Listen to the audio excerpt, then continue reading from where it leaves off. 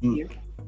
One of the things that, I sent the email kind of just giving you an outline of things. So we would like to just offer the first 2 minutes up to you to kind of share your platform and any information you'd like to share with everybody. Hey, thank you all for giving me this opportunity to speak with you. Most of you know me. I am Dr. Pam Hightower. I'm a retired principal, retired district level employee. I'm a candidate because I see the need for change. And I believe I have a plan to move our district forward. Like I said, I have over 40 years in public education. I have a master's, bachelor's, and a PhD in educational leadership. I've served at every level: parent, a paraprofessional, teacher, assistant principal, principal, and district level administrator. I have served from the north side Cologne Lakes to central located Appalachia, to west side Carolyn Bavard, to the south side Weston and Bond Elementary, and at the district level as a Title I director and the homeless coordinator, and most recently as a consultant working with failing schools for the past 3 years. I think I have a track record of proven leadership. I was very fortunate to work with those schools, and with the help of some great teachers and great administrators, we were able to move those schools off the D to a letter C, and one of them from a D to an F. And then I was able to do the same thing at Leonard Weston in 2003 and 4, when Superintendent Montfort allowed me to go there when it was an F school, and my wonderful teachers and I were able to move that school from an F to a B in 1 year. So I think my record speaks for itself as an instructional leader. My number one goal is improving student achievement and having students and teachers to work and learn in a safe and nurturing environment. That's kind of who I am. My platform, I want to make sure that we're closing the achievement gap. Oh, excuse me. Can I get some water? I want to make sure that we're closing the learning gap. We want to address the needs of all of our children: emotional, social, and emotional need. Mental health is a big issue for our students. I've been in classrooms in these last couple of years in all these schools, and I go in classrooms and I see by 10 o'clock, we have students already out of the classroom for some behaviors that teachers are having to deal with. They can't teach for some of the behaviors. So we've got to address those issues so that teachers can teach. The other thing I want to do is address the learning gap, especially in reading. We have 40% of our third graders not reading on grade level.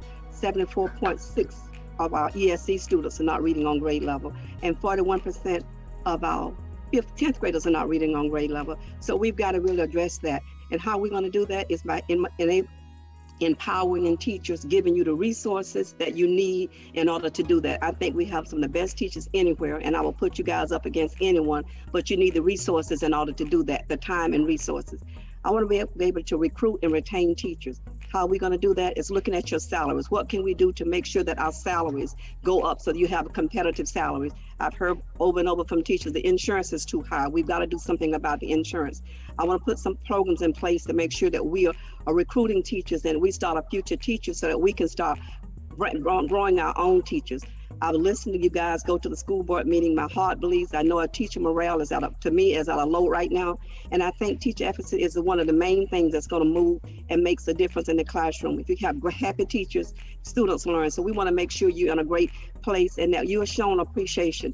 Now we say that you are essential. We've always known that teachers were essential workers. So we want to make sure that you're treated and paid as such. We want to improve our graduation rate. We're looking at the kids who start in 9th grade and actually graduating with their cohort in 10th and 12th grade. We want to look at that. We want to make sure we're reducing in schools, out of school suspension, expanding our pre-K program, and making sure that we are giving you, the teachers, the best teaching and learning environment that we possibly can, along with improving our family engagement. Those are just some of the things that I want to make sure that that we work on as your superintendent. Thank you.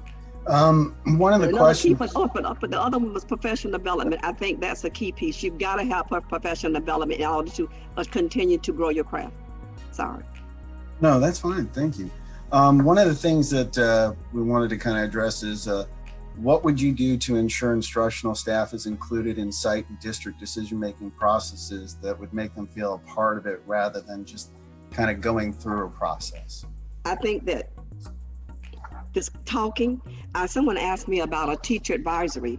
I would be amenable to that, but I wanted to make sure that it doesn't interfere with the bargaining. I want to make sure, because I know the bargaining unit is the unit that bargains for teachers, but if we could have a teacher advisory council that comes and we sit and talk about issues, and we have that principles and all on there, but we can have a real conversation. I think that is the key, is having a platform that you guys can express yourself, and that somebody that's just not expressing, but this is what's going on, making a plan and making sure we're addressing those issues. I think we do a lot of talking, but we don't talk to the right people. I listened to the opening of schools. You guys were the last one, administrators the last one to talk. That's the first people we got to talk to, is our teachers, because you're on the front line. You see things that I don't see. I trust my teachers to tell me, not when you step up the threshold in my office, I need you to come in with solutions to the problem. This is a problem. These are some way you can solve it. Teachers are the most creative people and can come up, if you give them a chance, put them in a room, they can come up with ways to solve problems. We've just got to listen, give you the opportunity, whether it's a teacher organization, teacher or advisory council, or how we're going to do that. Well, we got to come up with a way to help you, to have you express your needs, what you need, and come up with a plan to help you to address those issues. Great, thank you. Next question was, what would you say to instructional staff that do not feel, based on recent decisions and procedures implemented to address COVID-19, that they don't feel respected right now? What would you say to that? I would say the first thing, that was one of the first things I would have done. I would have talked to teachers. Teachers are on the front line, and each schools have different needs, but I think if we had talked to a cohort of teachers from all over this district, just like we put that panel together, we wouldn't have had to go back and make some of the changes, and you guys would not feel that you have been excluded.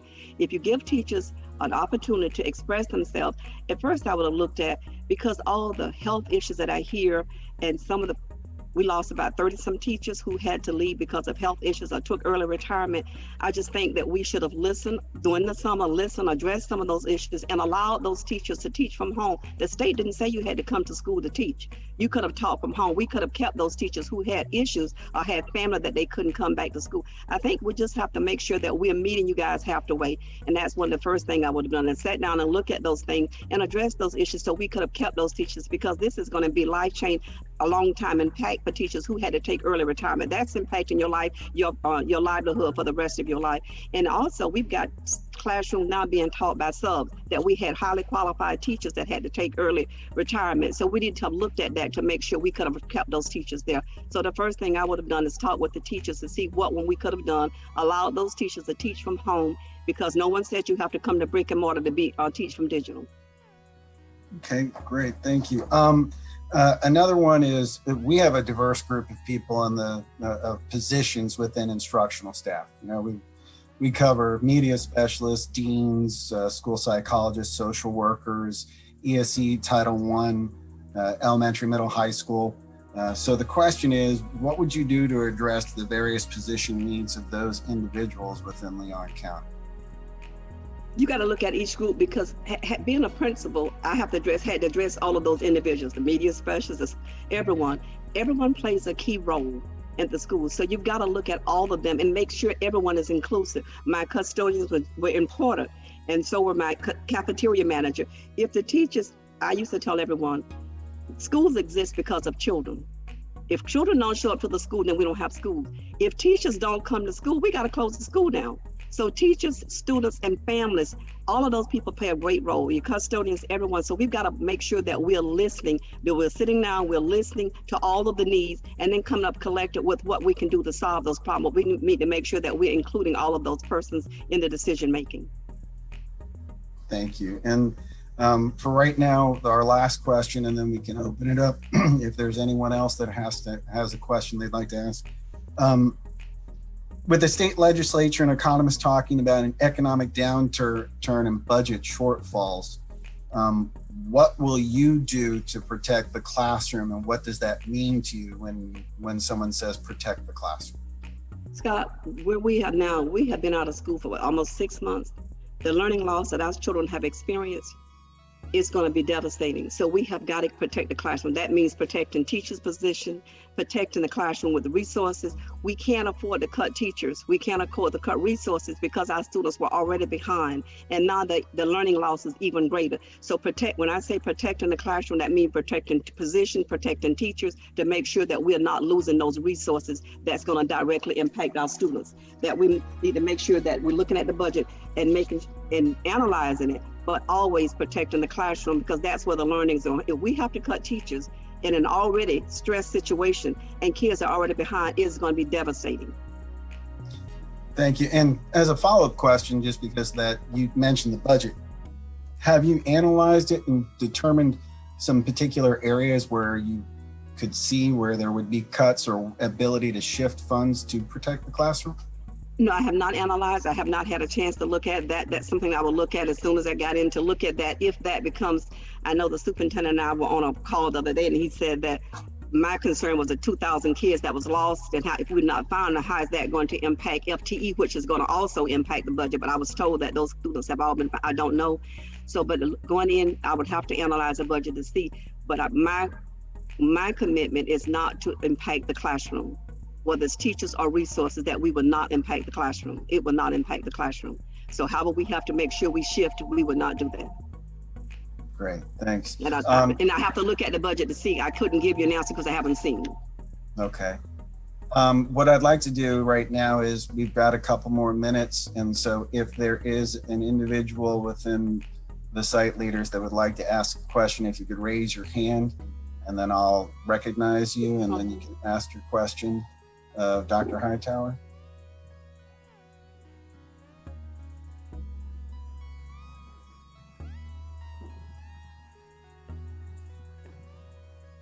Well, as it looks, well, okay, Shari Gawanter, you're recognized. I was hoping somebody else was going to ask some questions, but since hi, how are you? Hi there. Go ahead and ask.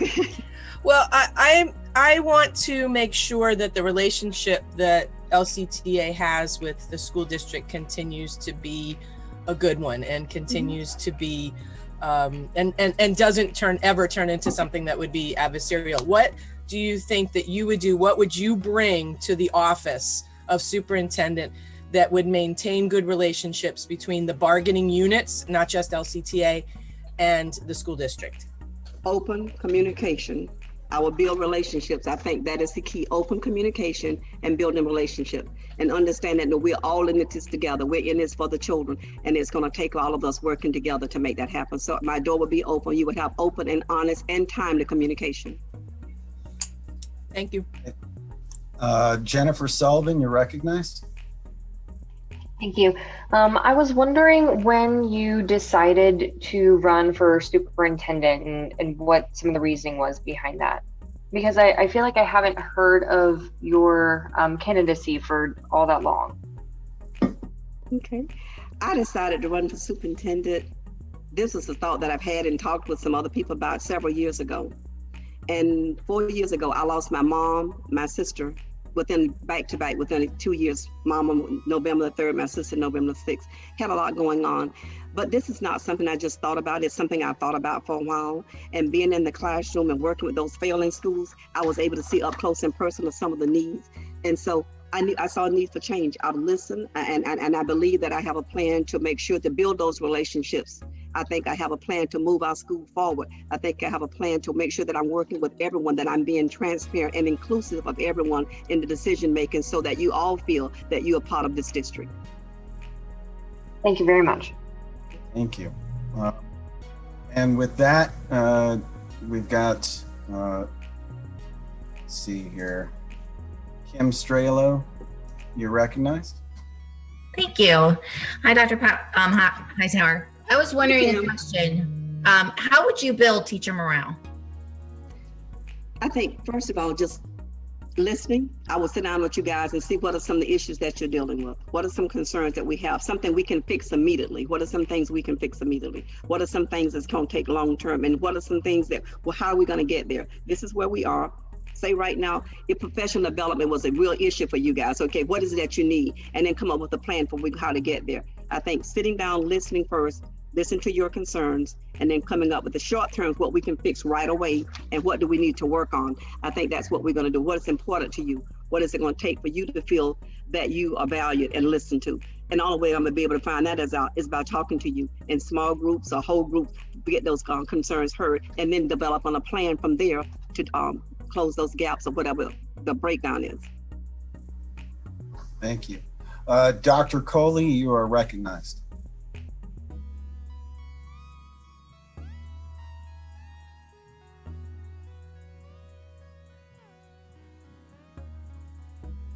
Can you hear me? Yes, we can. Okay, now we got it fixed.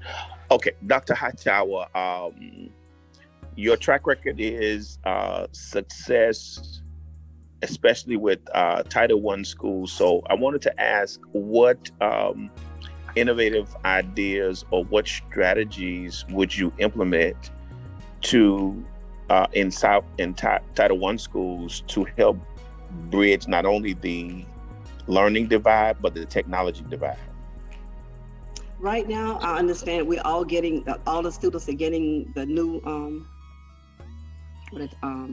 laptops, Chromebooks. And I think that's awesome, but I think we've got to have some great programs in order to work with those. And so I will first look at what we have, and then I will see how those are working. I think I'm hearing a lot from teachers that they're having to do so many platforms, and so I will look at first what we have and then come up with some programs. So looking at some research-based programs that have worked. I have done several different programs over my career, but I've always looked at programs that work with the different populations. So I will make sure I will look at where we are, the resources that you have now, and what do we need to put in place to close those gaps. I have done the All Males Academy because I did that at Bond because some of my males were just not able to handle. They needed a different environment. I have done year-round education, but I ran 2 calendars simultaneously because when I first started, some of my kids needed that year-round education. So looking at what programs we would need to put in, that would be a decision. I will sit down and look with my leadership team, my teacher organization, so some things that we can put in place to meet the needs of those students. And right now, our Title I students are lagging even further behind than our other students. But we have pockets of students in every school that need help.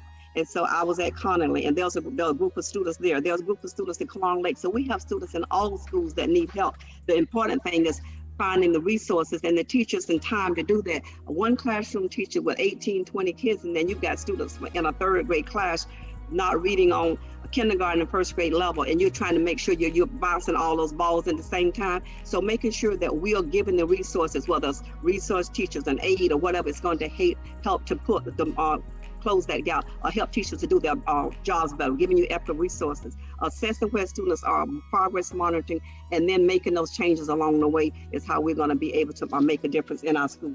After school programs, I think that we need to make sure right now with COVID-19, we can't have after school programs the way we normally have them, but we got to think outside the box. We got to do the virtual schools. We got to use our community. We got to use our churches, our community centers, that we do those small hubs within the community so that we can close that achievement gap. So there are many things that we can think outside the box to do to close those gaps, but we just got to get together, put our heads together. I've got many in my head, and I think with all of us collective, we can come up with a lot of other ideas that we can move our schools and move our district and close the learning gap that our students are experiencing.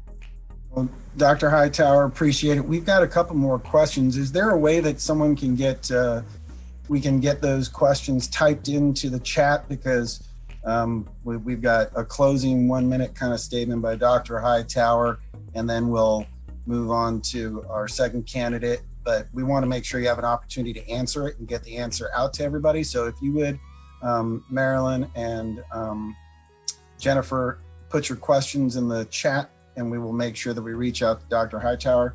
Dr. Hightower, you have 1 minute to kind of close and then kind of share how people can get in contact with you if they have any additional questions.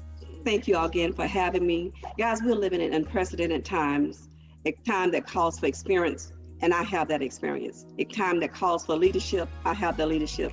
Time that calls for decision making, and I can do that. One of the most important jobs that a superintendent has is closing the learning gap, making sure that students are learning at a high rate and that they're learning in a safe and nurturing environment. Likewise, we need to make sure that our teachers and our staff are also learning, are working in that same type environment. Research shows that teacher emphasis is one of the most important things that we have, is the thing that's going to move that needle for our students. I have worked at every different level. I have worked from the north side to the east, west, and south side of Tallahassee. I have served in many capacities. I'm the candidate that has had boots on the ground. I have been in the classroom. I've seen up close and personal what our teachers and students are experiences on a daily basis. I want to work with the school board, with the union, and all of our district employees. I have a long record of leadership in this district. I worked for over 40 years. I think it has enabled me and instilled in me the leadership skills that it's going to take to move this district forward. I believe that if we all work together, we will all rise. That is my theme. Together, we're going to rise. So I ask your support. I want you to have as much confidence in me as Superintendent Martha did in 2003 and 4 when he allowed me to go to Western with some great teachers and we turned that school around. The same confidence that Superintendent Hannah has had in me the last 3 years when he contracted me to go work with those 7 failing schools. So you guys, I want you to have that same level of confidence in me, and I promise you that you will be very pleased. Together, we're going to rise.